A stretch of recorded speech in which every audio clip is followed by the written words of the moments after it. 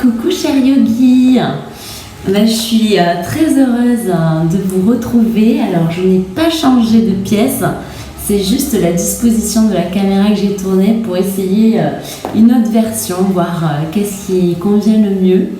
Voilà, c'est le début de toute façon, donc il y a toujours des améliorations, des choses à faire progresser dans ces vidéos, donc je compte sur vous pour me faire évoluer là-dessus. Ce que je sais faire moi, c'est du yoga, et après j'essaie de vous le transmettre du mieux possible. Alors je voulais faire une vidéo. Je m'étais noté quelques notes parce que je me suis rendu compte qu'il fallait peut-être remettre dans son contexte certaines choses par rapport au yoga. Donc c'est un peu la boîte à outils, la boîte de Pandore du yoga, on va dire. Quelques éléments clés importants. Le premier, selon moi, c'est l'envie. Il faut déjà que quelque chose vous plaise, soit dans les vidéos, soit dans la philosophie. Il faut que vous ayez envie de venir sur ce tapis et de vous faire du bien. Ça, c'est ce qui va vous permettre de venir souvent, en fait. Il faut aimer ce qu'on fait, quoi. Il faut aimer soit l'intention, soit aimer l'action, aimer la finalité. Je crois que c'est pas suffisant parce que du coup, c'est pas l'objectif, comme on dit, c'est le chemin qui compte. Donc il faut vraiment que l'intention que vous venez y mettre au début, ce que vous faites dans votre séance vous plaise. Après, le sommet, si ça vous permet de retrouver de la sérénité, de peut-être affiner votre corps, de peut-être être mieux dans votre corps, t'as mieux. Mais ce qui compte, c'est que déjà vous ayez envie. Le deuxième point que j'ai noté pour moi, c'est du temps. C'est du temps parce que même si on en a aujourd'hui pendant ce confinement, pour faire une activité quelle qu'elle soit, c'est pour voir justement souvent ce qu'on a envie de voir, c'est les résultats, à tort peut-être, vu que encore une fois c'est le chemin qui est important, mais il y a du temps qui est important pour appréhender et se familiariser avec la pratique. Donc dans tous les cas il vous faudra du temps pour justement pouvoir le faire un peu de façon régulière. Donc ça c'est important de vous en octroyer, et plus que de vous en octroyer, c'est de vous en offrir, parce qu'un corps on n'en a qu'un, une santé on n'en a qu'une, et en prendre soin, se prendre une demi-heure, si vous pouvez 1 heure c'est génial, par jour, c'est pas grand chose au regard de tout ce qu'il fait pour vous dans la journée. Quand vous pensez pas à lui et que vous êtes focalisé ailleurs, vous pouvez bien lui offrir ça. Après, pour le matériel, on l'a vu dans les vidéos déjà, mais un tapis c'est la base, je trouve, pour déjà être confortable au sol et pas à même le sol.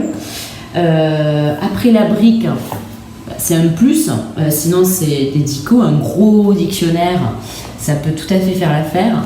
Les bolsters, c'est ce qu'on appelle ces gros coussins longs. Si vous n'avez pas de bolster, une couverture, alors pas aussi légère que celle-ci, pourtant je suis à La Réunion, une couverture en mohair, on se dit mais qu'est-ce qu'elle fout avec ça là-bas? Eh bien non, parce qu'elle est douce et que c'est ma maman qui me l'a offerte, donc je l'ai gardée, je l'ai emportée avec moi.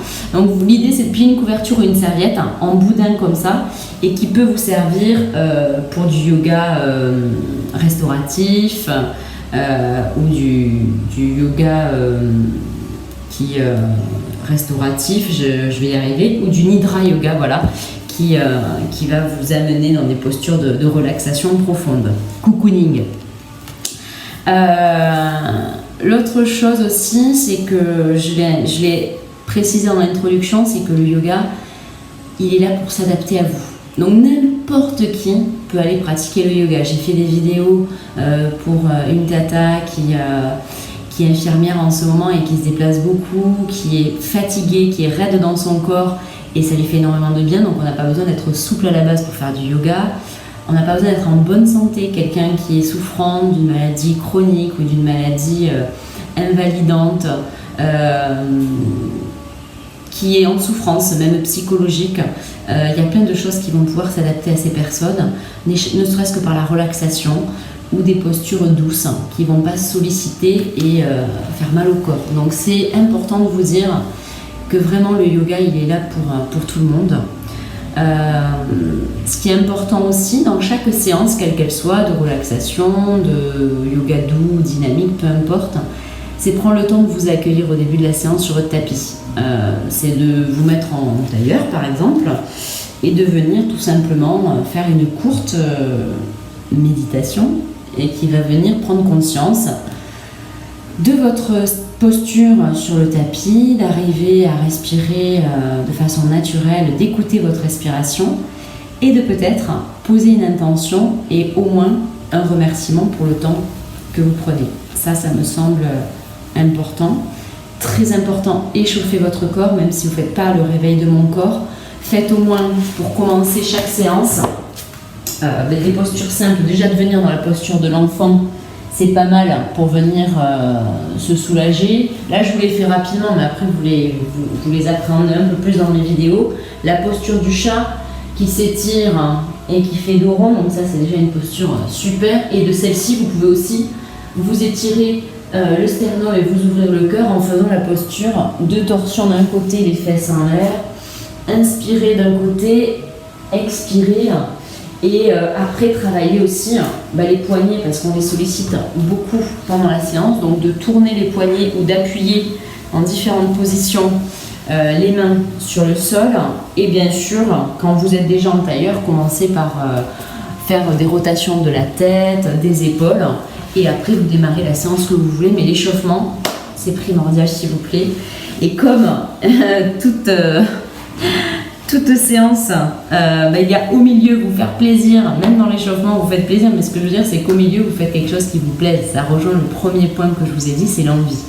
Et enfin, terminez toujours par cette relaxation allongée sur le dos, en position du gisant, donc les jambes écartées à la largeur du tapis ou de votre bassin, les mains le long du corps et juste de prendre conscience de votre respiration. Je ferai une vidéo sur les respirations et vous pourrez intégrer une ou l'autre des respirations sur cette relaxation. En tout cas, prendre 5 minutes pour retirer les bienfaits de votre séance.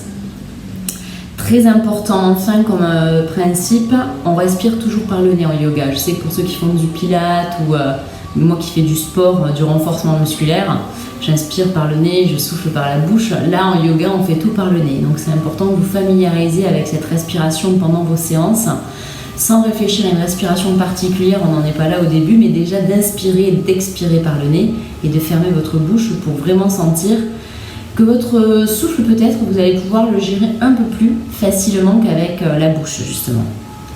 Voilà, et très important, dans chaque posture, en fait, en yoga, l'idée, c'est d'aller trouver l'immobilité et le confort, surtout. C'est pour ça que je montre plein de variantes dans les postures que je propose et il faut trouver celle qui vous convient. Il n'y a pas la posture que fait Céline finale, c'est celle que je dois atteindre. Non, celle que vous devez faire, c'est celle dans laquelle vous vous sentez bien et dans laquelle vous pouvez rester immobile et sentir quelque chose.